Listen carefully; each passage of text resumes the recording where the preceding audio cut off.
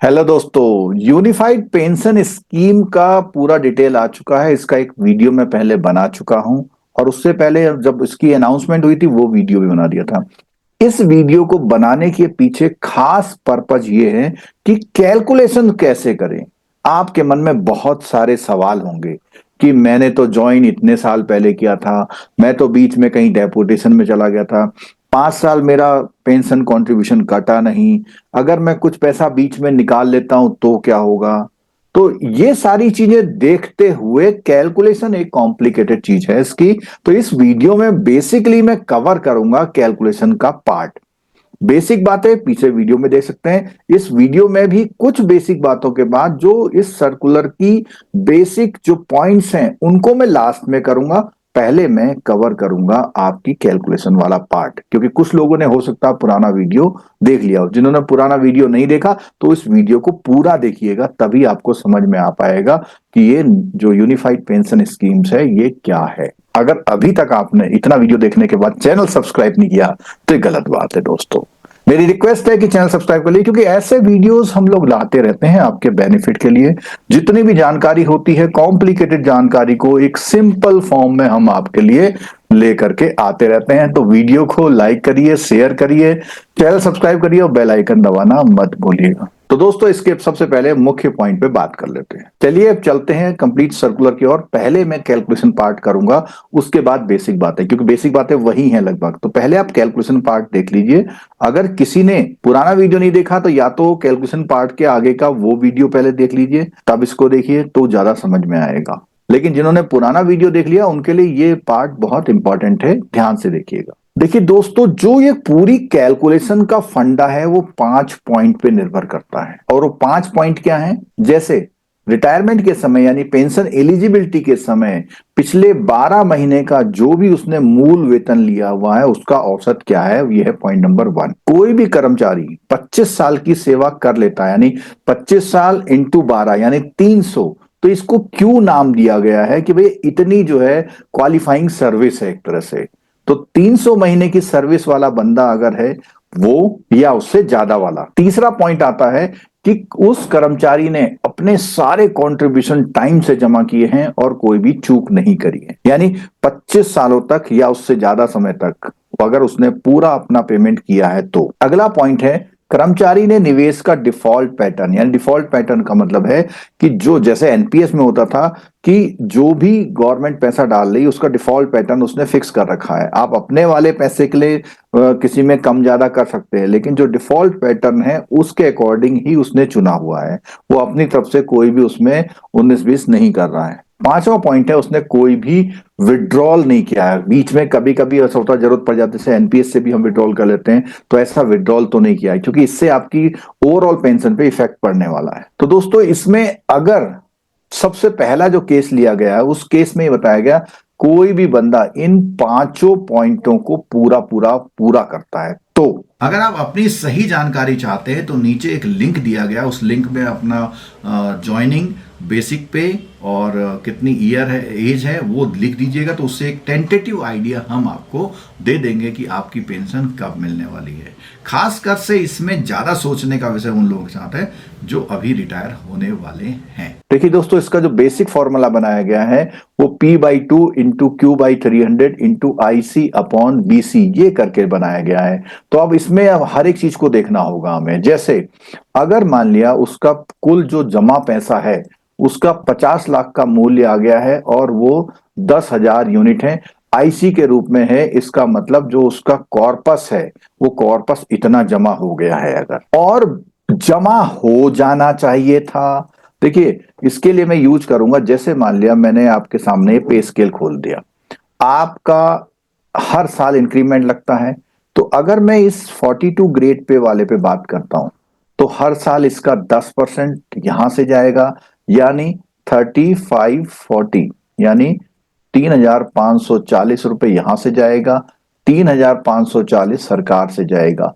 तो ये अगर 10-10% नियमित रूप से गया है कोई इसमें गड़बड़ नहीं हुई है, यानी पूरा का पूरा जमा हुआ है। तो इसमें जब हम बात कर रहे हैं कि अगर पूरा जमा होता है तो उन्होंने कैलकुलेट करके देख लिया, मान लिया उसका 50 लाख बनता है और 50 लाख बनता है जिसको बेंचमार्क कॉर्पस कह रहे हैं, और उसका जमा भी इतना हुआ, यानी दोनों चीज सेम है, जितना होना चाहिए जमा उतना हुआ है।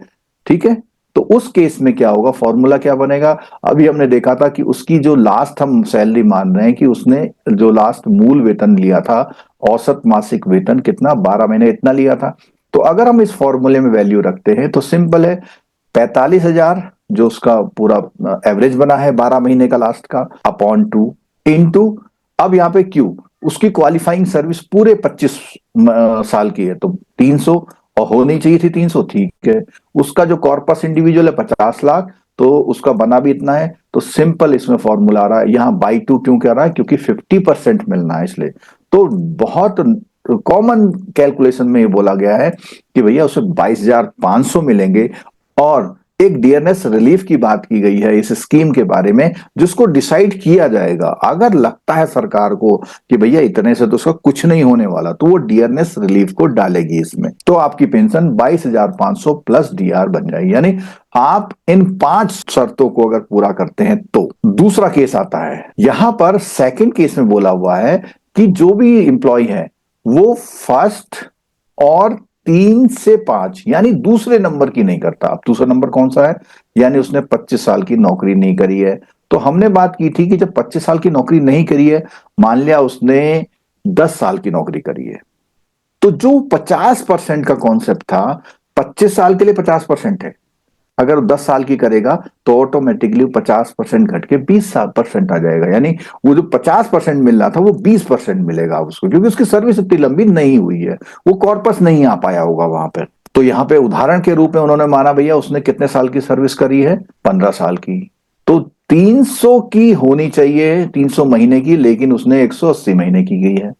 तो यहां पर क्या होगा फॉर्मूले में, इस फॉर्मूले में यहां 300 के ऊपर की जो जगह है वो 180 हो जाएगी। यानी इससे क्या फर्क पड़ेगा, इससे जो 50% वाला मामला है वो टूट जाएगा। अब एक बात करते हैं यहां पे, अगर मैं इसमें कॉमन कैलकुलेशन की बात करता हूं यहां पे दोस्तों, 15 साल, 25 साल में हम कह रहे हैं कि भैया 50% देंगे, 25 साल में हम बोल रहे हैं 50% देंगे। अगर उसने 1 साल की नौकरी करी है तो 50/25 हो जाएगा, सिंपल मैथमेटिक्स की बात करते हैं। और लेकिन उसने करी है कितने साल की, 15 साल की। अगर उसने 15 साल की जॉब करी है तो 50 इंटू 15 अपॉन 25 तो इस हिसाब से हम देख पा रहे हैं कि उसे मिलेगा 30%। कितना मिलेगा, 30%। अब यहाँ पे जो 30% है उसकी जो एवरेज हमने निकाली थी, तो एवरेज हम बार बार देख पा रहे थे कितनी है, ऊपर हमने देखा था 45,000 है। तो 45,000 का अगर हम 30% सीधे सीधे भी निकाल दें तो वहां पर कितना बन जाएगा, 45,000 का 30% निकालेंगे तो देखिए इतना ही बनेगा। तो इस फॉर्मूले से निकालें या जो सिंपल मैथमेटिक्स जानते हैं उससे निकालें तो भी इतना हुआ।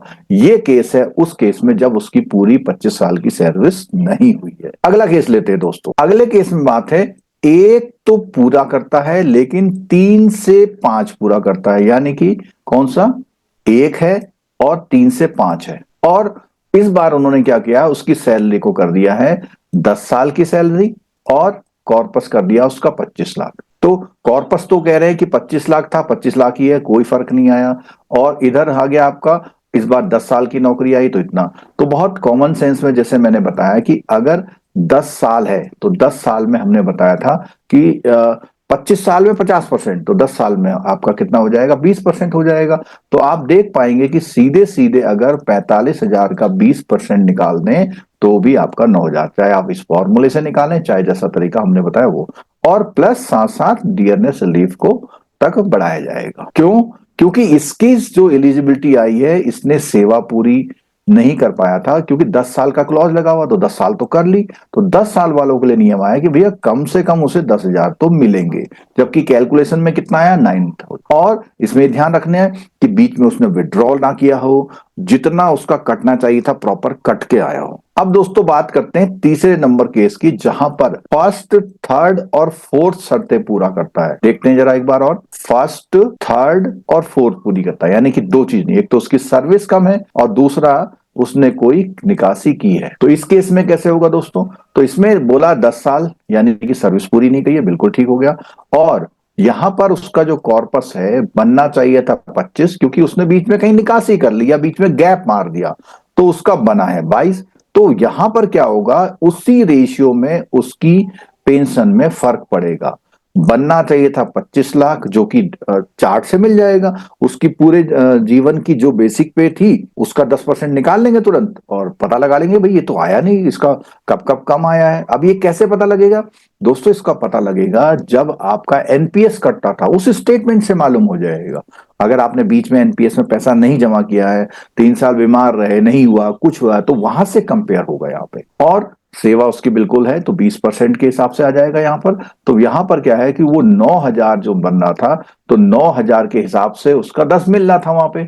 लेकिन यहां पर उसे 10,000 वाला फायदा नहीं मिलने वाला। क्यों? क्योंकि उसका कॉर्पस उसने निकाल लिया, अब उसकी वजह से कम हो गया है।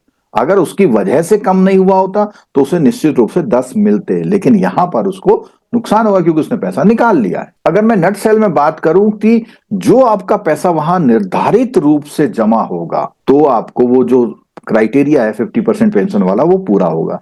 अगर आपने बीच में डिस्टरबेंस करी है तो उसका रेशियो निकलेगा। दोस्तों अगले केस की बात करते हैं। तो अगला केस ये कहता है कि अगर कर्मचारी ने फर्स्ट, सेकंड, फोर्थ और फिफ्थ यानी थर्ड नंबर को छोड़ दिया। अब थर्ड नंबर क्या है देखते हैं। थर्ड नंबर में कहता है कि उसने कोई चूक नहीं करी है, यानी कि चूक हो गई है उससे।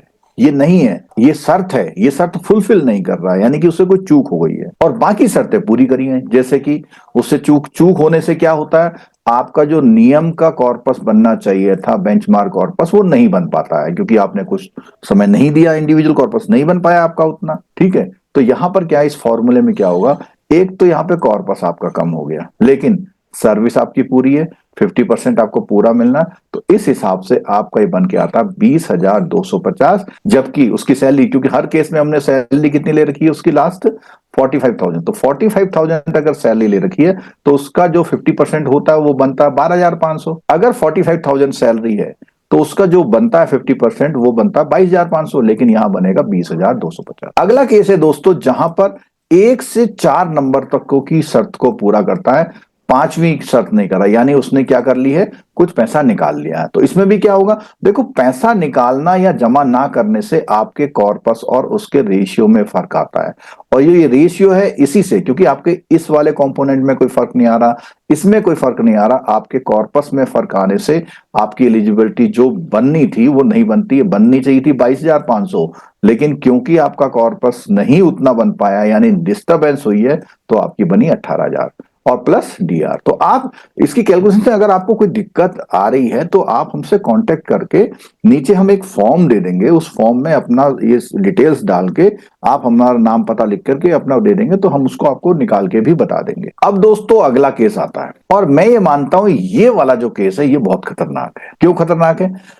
आपने नौकरी करी मान लिया 35 साल, और 35 साल में आपका कॉर्पस व्यक्तिगत हो गया 55 और आपको चाहिए था 50। तो यहां पे क्या होगा, कोई भी बेनिफिट यहां आपको नहीं मिल रहा, यानी पेंशन आपकी उतनी ही रहेगी। तो ये उन लोगों के लिए शायद अच्छा नहीं है जो 35 साल में, 40 साल में रिटायर होंगे, उनके लिए अच्छा नहीं है। क्योंकि और लोगों के लिए तो क्या है, अगर कॉर्पस कम है तो सरकार तुरंत कट कर ले रही है, बाकी लोगों का कॉर्पस ज्यादा तो उसका क्या बेनिफिट मिल रहा है, अब इसके बारे में कुछ भी क्लियर नहीं है। ठीक है, केवल एक चीज हो सकती है, जितनी उनकी सैलरी बनेगी, जैसे अभी हमने बात की थी, एक कैलकुलेशन में बात हुई थी कि भैया उनको 10% इमीडिएट देना। यहां पर मैं इस कैलकुलेशन को भी बता रहा हूं, 10% इमीडिएट देना। कैसे देना है?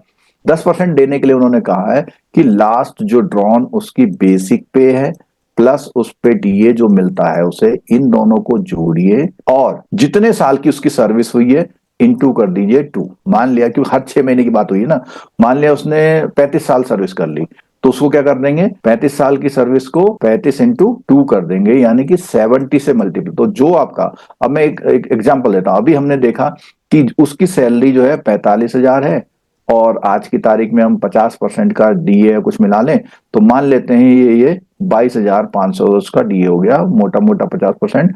तो उसकी जो सैलरी बन रही है वो 67,500 बन रही है। तो अगर हम 67,500 को का 10% निकालेंगे तो ये हो जाएगा हमारा 6750, और 6750 इंटू हो जाएगा हमारा 70, इंटू क्या हो जाएगा 70। तो अगर हम इसके हिसाब से देखते हैं तो क्या एक अंदाजा आप लगा सकते हैं कि 6750 इंटू 70 तो ये बन जाएगा दोस्तों 005 इतना। तो लगभग 4,72,000 रुपए से जो 10% का इमीडिएट मिलना, ये रकम बहुत कम है।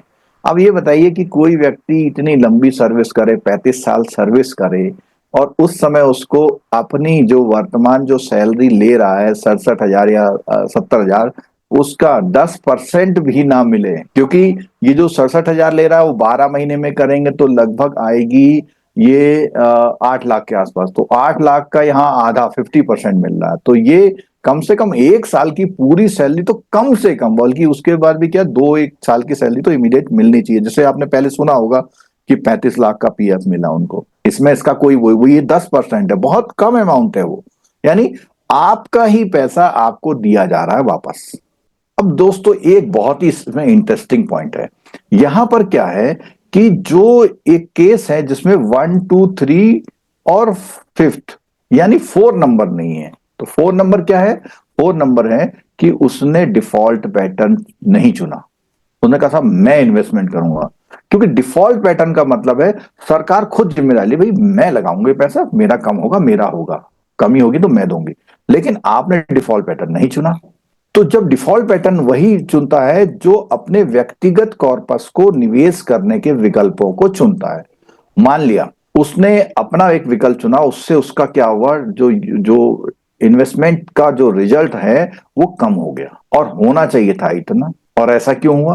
क्योंकि उसके जो उसने ऑप्ट किए थे उसकी वजह से शेयर मार्केट डाउन वगैरह हो गया। तो ऐसी कंडीशन में भी उसका कॉर्पस क्या हो जाएगा? कम हो जाएगा। अगर उसे पूरी 22,500 की पेंशन लेनी है, तो क्योंकि उसने डिसीजन खुद लिया था, तो रिटायरमेंट के समय उसको उतने जो जितनी यूनिट है उतने की भरपाई अगर कर देगा तो उसका काम बन जाएगा। मान लिया उसने कहा 2.5 लाख मुझसे ले लो, तो वो 2.5 लाख बढ़ने से उसका कॉर्पस 4750 हो गया, तो या फॉर्मूले में 4750 ले लिया, या उसने कहा मेरे से पूरा 5 लाख ले लो, तो उसका पूरा फिर यहाँ पे 22,500 बन जाएगा। अब इसमें एक उदाहरण और दे रखा है कि मान लिया 25 साल की किसी ने नौकरी कर ली है, अब उसका क्या है? उसकी ये है बेसिक पे। अभी हमने एक एग्जांपल भी दिया था आपको, डीए लग गया, उसकी सैलरी बनी इतनी, तो हमने क्या बताया था कि 1/10 कर लेंगे, और एल एल के लिए बोला सिंपल है कि 2 से गुणा कर लेंगे, जो एल निकाला है वो 2 से गुणा कर लेंगे। तो ये मैंने जो एग्जांपल आपको पीछे दिया था वही है लगभग, ठीक है। तो उसमें इन्होंने निकाला है कि अगर किसी की जो सैलरी थी टोटल इतना, बेसिक पे टोटल इतनी थी, और उसने कितने साल की नौकरी कर ली है, उसने 10 साल की करी तो इतना, तो इतना आ रहा है 481 आ रहा है, ठीक है। अब दोस्तों मैं बात करता हूं कि अगर आपको ये आइडिया लगाना है कि साहब मैं इतने ईयर में रिटायर होने वाला हूं और मेरी पेंशन क्या बनेगी, बहुत सिंपल सा तरीका बताता हूं आपको मैं। देखिए 25 साल का क्राइटेरिया, तो इस सीट में देखिएगा थोड़ा सा छोटा दिख सकता है आपको। तो यहां पर मैंने क्या किया हुआ है कि मैंने एक आम तौर पर वो 10 साल में और 10 साल में क्या होता है, एक वेतन वृद्धि मिल जाती है आमतौर पर जो गवर्नमेंट एम्प्लॉय होते हैं, ठीक है। कुछ डिपार्टमेंट में अलग अलग प्रमोशन के सिस्टम हो सकते हैं, तो मैंने ये माना प्रमोशन नहीं हुआ है लेकिन 10 साल में एक इंक्रीमेंट मिल रहा है। तो अगर मेरी सैलरी 18,000 से स्टार्ट हुई और 18,000 से यहाँ पे 10 साल बाद, अगला 12 साल बाद 25 साल में पहुंचा मैं 44,400, तो ये जो 44,400 जितने हमने एग्जाम्पल लिए ये लगभग वहां सेट बैठ जाते हैं। तो आपको इसमें यह भी पता लग जाएगा कि अगर आपका 45,000 का मामला था, 45,000 आपको लास्ट में मिल रहे थे, तो आपको ये तो लमसम मिल जाएगा, ठीक है। और सैलरी के सारे एग्जाम्पल आपके यहाँ पे क्लियर हो गए कि आपको अपने रिटायरमेंट के समय में उतना पैसा मिलेगा, ठीक है। अब दोस्तों मैं बात करता हूं कि मान लिया वो ग्रेड यहाँ पर 35,400 पे ज्वाइन करता है और वो यहाँ पर 96,900 पहुंच जाता है। तो 96,900 पे जब उन्हें 45,000 का निकाला तो क्या हो जाएगा, उसका डबल हो जाएगा अगर शर्तें पूरी होती हैं। तो लगभग उसको ऐसा कह सकते हैं कि जितना भी उसका ये बन रहा है बेसिक पे, उसका 50% सीधे सीधे निकाल लीजिए आप। 50% ऐसे आइडिया लगा सकते हैं 25 साल पे आप कहाँ होंगे। अब यहाँ अगर मैं ऐसे बात करूं कि भैया किसी की जो है जॉब बहुत ज्यादा हो गई है, मान लिया वो आज यहाँ पहुंच गया है, एक 149,100 पहुंच गया है, तो 149,100 पहुंचने पे उसको, उसका जो है 50% इसका सीधे सीधे इसका 50% निकल जाएगा। कॉर्पस उसने नियम से जमा किया, पूरा किया, अच्छी बात है। लेकिन जो नुकसान की मैं बात बता रहा हूं कि जब उसकी सैलरी इतनी अच्छी चल रही है तो वो एनपीएस में 10 और 14% देता, तो बड़ा अच्छा कॉन्ट्रीब्यूशन वहां जा रहा था, क्योंकि एनपीएस में 10% एम्प्लॉय, 14% गवर्नमेंट दे रही थी। यहाँ पे क्या है, 10% और 10% का कॉन्सेप्ट रखा हुआ है, और जो 8.5% का एडिशनल रखा हुआ है वो तब है कि अगर उसमें कॉर्पस में कमी आएगी तो गवर्नमेंट इसको पूरा करेगी। यहां पर फायदा किसको मिलने वाला? फायदा दोस्तों उसको मिलने वाला जिसने ज्यादा से ज्यादा प्रमोशन लिए। अब ज्यादा से ज्यादा प्रमोशन से मतलब है, मान लिया उसने ज्वाइन किया था 18,000 में, 2-3 साल में कोई एग्जाम देके पहुंच गया 28,700 में, फिर 4-5 साल में एग्जाम देके पहुंच गया मान लिया यहाँ पे, और फिर पहुंच गया यहाँ पर, और फिर पहुंच गया है वो यहाँ पर। अगर जिस डिपार्टमेंट में प्रमोशन की ज्यादा वो है तो उस डिपार्टमेंट में उनकी पेंशन फिर उसी एलिजिबिलिटी के साथ अच्छी बन जाएगी। और दोस्तों जब बात आती है कि आपको एनपीएस लेना चाहिए, वो लेना चाहिए, तो यहां आपकी कैलकुलेशन सामने दिख रही है। हाँ, एक बात और है कि 8th बाइपर्टाइट और 9th बाइपर्टाइट हो सकता है आपको सामना करना पड़ जाए, तो वहां पे जब हम सैलरी देख रहे हैं तो हमारी सैलरी अगर बढ़ रही है 15 से 20% के आसपास बढ़ रही है, तो उसी हिसाब से आपको यहां पर भी ग्रोथ मिलना तय हो जाएगी, क्योंकि उन्होंने बोला बेसिक पे का, अब बेसिक पे कितना जंप मारती है इस बात पे निर्भर करेगा। तो दोस्तों ये मैंने कैलकुलेशन करके बताई, आपको कैसी लगी जरूर बताइएगा, और कोई क्वेरी है तो आप कमेंट बॉक्स में या कर दिए, और इसके साथ हम लिंक डाल देंगे, अपनी जानकारी उसमें दीजिएगा। दोस्तों वीडियो पूरा देखने के लिए बहुत बहुत धन्यवाद। Thank you so much.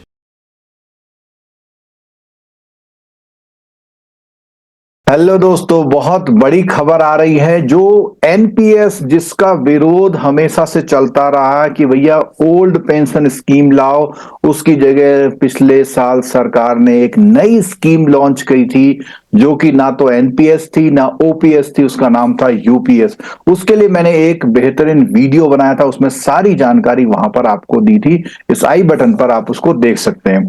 तो दोस्तों ये एक बीच का रास्ता सरकार ने हम लोगों को दिया था, और इसमें ऑप्ट करने का भी ऑप्शन दिया कि आपको कहा कि आप चाहें तो एनपीएस में बने रहे या आप जो है यूपीएस में आ जाएं।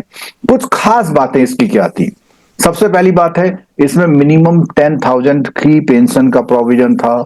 नंबर 2, इसमें जो ईयर सर्विस था वो 25 साल था। 25 साल तक अगर कोई सर्विस कर लेगा, वो अगर वॉलेंटरली रिटायरमेंट लेता है तो उसको इस पेंशन की एलिजिबिलिटी मिल जाएगी। उसके अलावा तीसरा यह था, कोई 10 साल की नौकरी कर लेता है और वो रिटायर हो जाता है, यानी कि जिस समय उसकी रिटायरमेंट एज है उस समय उसकी मात्र 10 साल की सर्विस हुई है, उसको भी पेंशन मिलेगी। अब 25 साल के क्राइटेरिया और 10 साल के क्राइटेरिया, तो इसमें क्या किया था, प्रोपोर्शनेट, जितने साल की उसकी सर्विस हुई होगी उतना, यानी कि 50% उसकी सैलरी का पेंशन फिक्स किया गया था। इस 50% में अगर उसकी सैलरी, उसकी जो जॉब है 25 साल नहीं हुई है, तो आप ऐसा मान लीजिए कि जितने साल कम हुई है उतने परसेंटेज उस रेशियो में कम हो जाएंगे। उसके अलावा फैमिली पेंशन को क्या स्कीम थी कि जो भी उसकी पेंशन बनी थी, अगर उसकी डेथ हो जाती तो जो उसकी बनी थी पेंशन या बनेगी उसका 60% उसको मिल जाएगा। अब बात आती है कि जो लोग एनपीएस में बने रहने देना चाहते हैं, जो लोग बदलना चाहते हैं, तो उनके लिए रूल ये आया है कि वो एक ऑप्शन मिलेगा उनको, वो बदलना चाहते हैं तो बदल सकते हैं। और जो नए एम्प्लॉय आए हैं तो नए एम्प्लॉय के लिए क्या कहा गया है कि वो भी एक बार ऑप्शन मिलेगा, वो चाहे तो एनपीएस में बने रह सकते हैं, लेकिन अगर वो एक बार यूपीएस को ऑप्ट कर लेंगे तो वो नहीं होगा। तीसरी एक बात जो इंपॉर्टेंट इसमें आई वो ये आई कि भैया जो भी एनपीएस में आपका कॉर्पस है वो सरकार का हो जाएगा। तो एक क्वेश्चन आता है हमारे मन में कि हमें एनपीएस लेना है यूपीएस लेना है। तो दोस्तों इसके लिए जो है, अगर आप पुराना बहुत लंबा आपका एनपीएस में अच्छा कंट्रीब्यूशन हुआ है, उस वैल्यू को एक सिंपल कैलकुलेशन से आप ये देखें कि उससे आप क्या कर सकते हैं। मान लिया आपने प्लॉट ले लिया या कहीं पीपीएफ में जमा किया, ऐसी जगह जमा किया जहां पे अच्छी अर्निंग आ रही है, तो वहां पे आपका विवेक काम कर सकता है यानी आज की सैलरी बेसिक पे प्लस डी पे जो 50% का इन्होंने कॉन्सेप्ट रखा हुआ है उस हिसाब से ही, ठीक है। और इसकी कैलकुलेशन तो आने वाले समय में और क्लियर होती जाएगी। और दोस्तों, अगर अभी तक आपने इतना वीडियो देखने के बाद चैनल सब्सक्राइब नहीं किया तो ये गलत बात है दोस्तों। मेरी रिक्वेस्ट है कि चैनल सब्सक्राइब कर लीजिए, क्योंकि ऐसे वीडियोस हम लोग लाते रहते हैं आपके बेनिफिट के लिए। जितनी भी जानकारी होती है, कॉम्प्लिकेटेड जानकारी को एक सिंपल फॉर्म में हम आपके लिए लेकर के आते रहते हैं। तो वीडियो को लाइक करिए, शेयर करिए, चैनल सब्सक्राइब करिए और बेल आइकन दबाना मत भूलिएगा। दोस्तों, हम चलते हैं अब इस वीडियो के उस पार्ट की ओर जिसमें हम एक एक बिंदु को, क्योंकि जिस सरकार ने गजट नोटिफिकेशन जारी कर दिया है, यानी अनाउंसमेंट जो 24 में किया था, 25 में अब गजट नोटिफिकेशन, और ये अनाउंसमेंट केंद्रीय सरकार के कर्मचारियों के लिए है। इसका मतलब ये हुआ आने वाले समय में राज्य सरकारें भी इसको ऑप्ट करने के बहुत बड़े चांसेस हैं, तो वो भी उनको ऑप्ट कर सकती है। तो अभी तो केंद्र सरकार के कर्मचारियों के लिए है, लगभग 50 लाख कर्मचारी जो हैं उनके लिए आई है। हाँ, जो लोग अभी रिसेंटली रिटायर्ड हो गए हैं उनके लिए भी इसमें ऑप्ट करने का ऑप्शन दिया गया। तो चलिए चलते हैं दोस्तों, डिटेल जो हमारा गजट नोटिफिकेशन आया उस गजट नोटिफिकेशन को देखते हैं कि उसमें क्या क्या इंफॉर्मेशन हमको दी गई है। तो इसमें देखिए दोस्तों, ये 25 जनवरी को एक गजट नोटिफिकेशन यहाँ पे अनाउंस हो गया है, और इस गजट नोटिफिकेशन में केंद्र सरकार का है, तो हमारा जो फाइनेंस मिनिस्ट्री है वो उसको जारी कर रही है। और ये है केंद्र सरकार के कर्मचारियों के लिए राष्ट्रीय पेंशन प्रणाली के अंतर्गत विकल्प के रूप में जो यूपीएसएस को वो चुनना, इसकी इसमें बात की गई है, ठीक है। क्या बातें हैं? सबसे पहली बात जैसे मैंने बताया था कि भैया आपकी कम से कम कितनी 10 साल की सर्विस होनी चाहिए, जो कि रिटायरमेंट के समय होती है। मान लिया आपका रिटायरमेंट डिपार्टमेंट में 55 साल की सबकी एज में रिटायरमेंट होता है, तो यानी कि आपकी 10 साल की सर्विस हो जानी चाहिए तब तक, ठीक है। यानी रिटायरमेंट या सुपर एन्युएशन इसको टेक्निकली बोला जाता है, ठीक है। अब बात करते हैं दोस्तों अगला पॉइंट। तो इसमें कुछ ऐसे भी कर्मचारी होते हैं जो कि क्या है, केंद्रीय सिविल सेवा के कर्मचारी होते हैं, उनके अंतर्गत कोई शास्ति नहीं है, यानी उनके लिए अलग रूल है के प्रावधानों के अंतर्गत एक कर्मचारी को सेवानिवृत्त करने के मामले में सरकार द्वारा ऐसी सेवानिवृत्त, यानी कि उनको अगर जल्दी भी सेवानिवृत्त किया जा रहा तो उनके लिए वो 10 साल का रूल लागू नहीं होगा, ठीक है। जैसा मैंने बताया था कि भैया ये अगर स्कीम का लाभ लेना चाहते हो और 25 साल की सर्विस आपने कर ली है, ठीक है, और उसके बाद वीआरएस ले लेते हो तो भी आप इसके लिए एलिजिबल होंगे, यानी कि 25 साल के बाद वीआरएस लेने पे आपको मिलेगी सुविधा। लेकिन अगर सरकार आपको हटाने या बर्खास्तगी करती है या कर्मचारी रिजाइन करता है तो ये जो है उपलब्ध नहीं होगा इस मामले में, ठीक है। ऐसे मामले में एकीकृत योजना का विकल्प लागू नहीं होगा, ठीक है। लाभ की बात करते हैं तो लाभ की बात में अभी हमने बोला था कि 50% मासिक औसत मूल वेतन का 50%। अब पिछले तुरंत 12, मान लिया आप जो है 31 दिसंबर को रिटायर होते हैं, तो पूरे साल आपने जो भी, मान लिया 2024 को रिटायर हुए थे आप, तो पूरे साल में जो वेतन मिला था उसका मूल वेतन का मासिक औसत, ये ध्यान रखिएगा, मूल वेतन का है। तो आमतौर पर एक कर्मचारी जब 20-25 साल नौकरी कर लेता है और वो लगभग 40,000 पर ज्वाइन करता है, तो उसकी लगभग जो बेसिक पे होती है वो 70 के आसपास हो जाती है, 70-75, तो उसका आधा यानी 35-40 हजार रुपए। तो इसका अंदाजा आप मोटा मोटा ही लगा लीजिए कि लास्ट में जो पेंशन आपको मूल वेतन आपका है उसका 50% मोटा अंदाजा आप लगा सकते हैं। तो आमतौर पर अगर आप 60,000 के उसमें है तो 30,000 आपकी तय हो जाएगी, ठीक है, अगर आप रिटायर होने वाले हैं। और अगर आपकी बहुत जॉब है तो जो जितना आपका, आप सीधे स्केल देख लें उसमें पे स्केल में कहां तक पहुंच जाएंगे, उसका आप 50% आप कर लीजिए, ठीक है। पूर्ण सुनिश्चित भुगतान न्यूनतम 25 वर्ष। अब ये जो 50% का स्केल है वो तब होगा जब आप 25 वर्ष की सेवा कर लेंगे। अगर मान लिया आपने केवल जो है 10 वर्ष की सेवा करी है मान लिया, ठीक है, तो आपको 20% ही मिलेगा, यानी जिनकी सेवा कम है, 10 से 25 से कम है, तो उनको और कम पेमेंट मिलेगी, ठीक है। उसके अलावा वही रेशियो में मिल जाएगा। तीसरा, एक इसने बोला हुआ 10 साल या उससे अधिक अगर आपने नौकरी कर ली तो कम से कम आपके हाथ में 10,000 रुपए और दिए जाएंगे, ऐसा कहा गया है, ठीक है। और स्वैच्छिक सेवानिवृत्ति के मामले में उस तारीख से शुरू होगा जिस तारीख को कर्मचारी सेवा में जारी रहते हुए, यानी कि अभी आपकी उम्र है 51 ईयर और आपने वीआरएस ले लिया। अगर आपने यहां पर वीआरएस ले लिया तो आपको 9 साल वेट करना पड़ेगा, यानी आपकी पेंशन जिस दिन रिटायरमेंट की एज थी तभी से मिलेगी। ठीक है, कर्मचारी की अगर मृत्यु हो जाए तो जो भी उसको भुगतान मिल रहा था उसका 60% उसके कानूनी रूप से जो भी उसके पीछे विवाहिता पति या पत्नी है उनको मिल जाएगा। ठीक है, महंगाई राहत, सुनिश्चित भुगतान और पारिवारिक भुगतान। अब ये मामला जो है जैसे महंगाई राहत, तो अभी इस पे बात आ रही है कि अगर किसी समय पे आने वाले 5-10 सालों में इस पेंशन से उसका गुजारा नहीं होता तो कोई रिकमेंडेशन अगर आती है तो वहां पर इस पे कुछ और इंक्रीमेंट की बात कही गई है।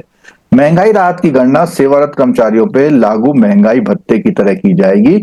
महंगाई राहत केवल भुगतान शुरू होने पर ही देय होगी। ठीक है, अगली बात आती है कि अगर आपने जो सर्विस थी, जो एलिजिबल सर्विस थी, प्रत्येक 6 महीने के लिए मासिक परिलब्धियों जिसमें मूल वेतन और महंगाई है का 10% एक मुश्त अनुमति, यानी कि जब आप जितनी आपने जॉब कर ली है तो उस जॉब का हर साल का 6 महीने यानी एक साल में 2 टुकड़े हो गए आपके। ठीक है, उन 2 टुकड़ों में क्या मिलेगा आपको, मासिक परिलब्धियां जो मासिक आपको मिलता है मूल वेतन और महंगाई भत्ता, उसका 10% से एक मुश्त राशि भी आपको दी जाएगी। यह एक मुश्त भुगतान सुविधा उसको मात्रा को प्रोवाइड, यानी कि आपका जो पेंशन है वो अलग चल रहा है और ये एक राशि आपको अलग से दी जाएगी। ठीक है, एकीकृत पेंशन योजना के 2 निधियां बनाई हैं।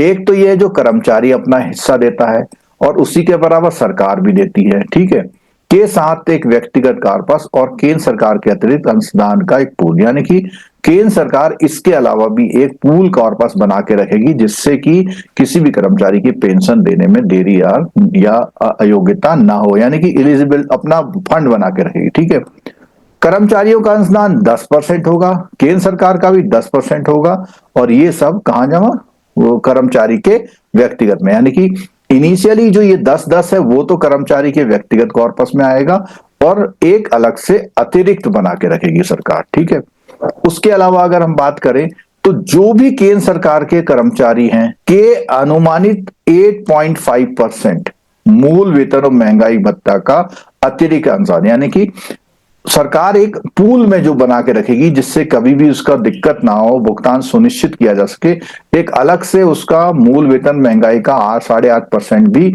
अलग से उसको व्यवस्था पूल कॉर्पस के स्थान पर रखेगी। ठीक है, कर्मचारी केवल व्यक्तिगत कॉर्पस के लिए ही निवेश के विकल्पों को अपना सकते हैं, यानी कि जो ऊपर 10 और 10-20% था ना ये वाला, इसके लिए कर्मचारी इन्वेस्टमेंट के लिए अलग अलग जो जैसे एनपीएस में था वो अपना सकते हैं, लेकिन जो अलग से सरकार कर रही है जमा उस पे वो डिफॉल्ट पैटर्न जो भी होगा वो अगर उसने नहीं अपनाया तो सरकार का जो नियामक जो पेंशन नियामक अधिकरण का है प्राधिकरण ने जो भी तय किया हुआ उसी पैटर्न पे इन्वेस्टमेंट होगा, यानी कि वो जो पैसा जमा हो रहा है उसकी ग्रोथ से ही तो आपको पेंशन मिलनी है ना। उसके बाद बात आती है केंद्र सरकार के अतिरिक्त अंशदान के माध्यम से निर्मित पूल कॉर्पस के लिए निवेश संबंधी निर्णय पूरा, और ये आप इसमें दखलंदाजी नहीं कर सकते हैं। ठीक है, वो कर्मचारी जो पेंशन की इस तारीख से पहले सेवानिवृत्त हो गए तो उनको भी इसका विकल्प चुनने का एक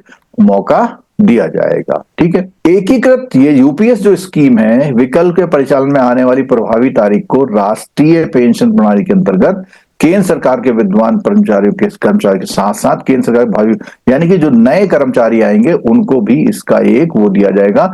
एक बार चुने जाने के बाद ये अंतिम अवसर होगा, यानी जो उन्होंने कर लिया वो होगा। ठीक है, और अगर वो जो राष्ट्रीय पेंशन प्रणाली जो एनपीएस है वो उसमें कवर कर रखा है, अब वो इस विकल्प के परिचालन की प्रभावी सेवा में है अभी और वो एकीकृत का यूज करते हैं तो उसका जो भी कॉर्पस होगा वो यूपीएस वाली स्कीम में पैसा सरकार के पास आ जाएगा। ठीक है, क्योंकि उसमें तो मिलना नहीं है अब उसको। राष्ट्रीय पेंशन प्रणाली जो है उसके अंतर्गत जो भी कर्मचारी किया हुआ और वो उसको नया वाला विकल्प ले लिया उसने, तो उसमें क्या होगा, जो विकास करने के दौरान निर्धारित तरीके से बेंचमार्क कॉर्पस मूल्य की गणना निम्नलिखित पूर्वानुमान अनुमानों के साथ की जाएगी। तो ये बेसिकली अगर हम बात करें, आप इसे पढ़ सकते हैं, बट ये टेक्निकल बात है, इसका एक कर्मचारी से कोई ज्यादा फर्क नहीं पड़ने वाला। ठीक है दोस्तों। और अगर अधिवर्षिता या सेवानिवृत्ति पर जो यूपीएस स्कीम का विकल्प ले रहा है कर्मचारी, उसकी अर्हक सेवा उस कार्यालय प्रमुख द्वारा निर्धारित की जाएगी जहां वो कार्य, मतलब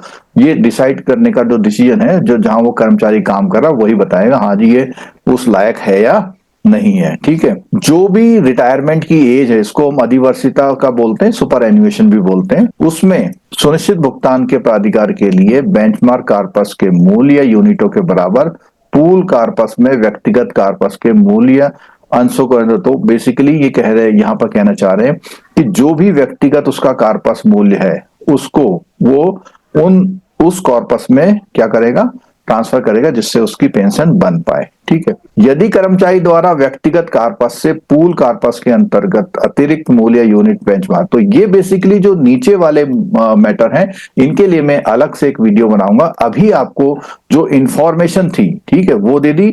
और खासकर से ये वाली बात यहां देखिएगा, एकीकृत पेंशन योजना का प्रणाली 1 अप्रैल से ये प्रभावी हो जाएगी। यानी जो लोग आपको जल्दी जल्दी ऑप्शन आएंगे, तो उसके बाद 1 अप्रैल से ये लागू भी हो जाएगी। ठीक है। और यहां पर थोड़ा सा जो है ये कैलकुलेशंस के वो दिए हुए, इसके लिए मैंने बताया कि मैं एक अलग से वीडियो बनाऊंगा। अभी आपको इतनी इंफॉर्मेशन के लिए ये वीडियो हमने बनाया था। दोस्तों, अगर आप ये जो डिटेल वाला वीडियो भी देखना चाहते हैं कि आने वाले समय में, तो चैनल को सब्सक्राइब कर लीजिएगा और बेल आइकन दबा लीजिए, क्योंकि वो जैसे ही वीडियो आएगा तो दोस्तों आप एक मोटा जो अंदाजा लगा सकते हैं, अगर आपने बहुत लंबा समय एनपीएस में बिता दिया और अच्छा कॉर्पस वहां हो रहा, रिटायरमेंट होने वाले हैं, तो कैलकुलेशन के लिए कैलकुलेशन करके ही डिसीजन लीजिएगा।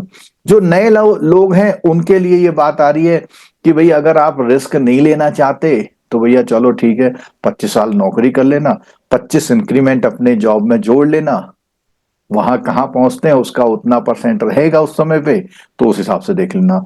तो कई मायनों में देखा जाए तो अच्छा डिसीजन भी हो सकता है। अगर मान लिया शेयर मार्केट अच्छा चलता गया तो एनपीएस में फायदा होगा आपको, और अगर अच्छा नहीं चला तो भैया इतना तो मुझे मिल ही जाए।